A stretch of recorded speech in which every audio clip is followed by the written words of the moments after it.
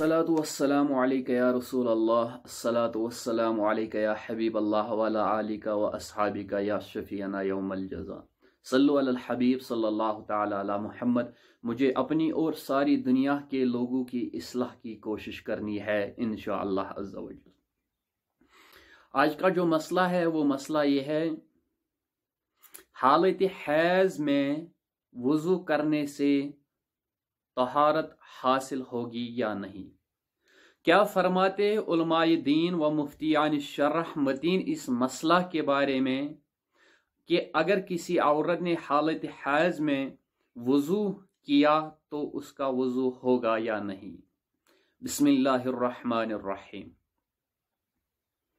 हालत हैज़ में भी औरत के लिए बेहतर है कि वो नमाज के वक्त में वुज़ू करके इतनी देर तक जिक्र इलाही और दरूद शरीफ वगैरह पढ़ने में मशगूल रहे जितनी देर में वो नमाज अदा कर लेती है, लेकिन इस वजू से इसे वो तहारत हासिल नहीं होगी जिसकी बुनियाद पर वो नमाज पढ़ सके या कुरान मजीद की तिलावत कर सके या बिला हाइल इसे छू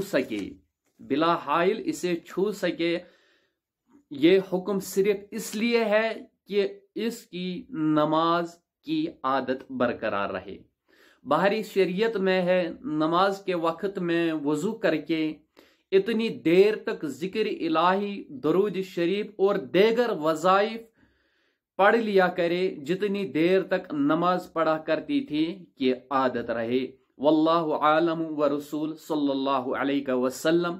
जिसको ये वीडियो पसंद आया होगा, क्योंकि ये मैंने हालत हैज़ खासकर औरतों के लिए ये मसला बताया है, जिनको भी ये वीडियो पसंद आए और वो शेयर करे, लाइक करे, कमेंट करे और उसके साथ साथ मेरे चैनल को सब्सक्राइब करे। खून के आंसू फैंस ऑफ मी रिजवानुल जन्नत। उम्मीद है इंशाअल्लाह अज़्ज़ा वजल आप मुझसे जुड़े रहे तो मैं इंशाअल्लाह आपके सामने नए नए मसाइल बयान करूँगा और इनकी थोड़ी बहुत वजाहत करूँगा। अस्सलामु अलैकुम वरहमतुल्लाहि ताला व बरकातहू।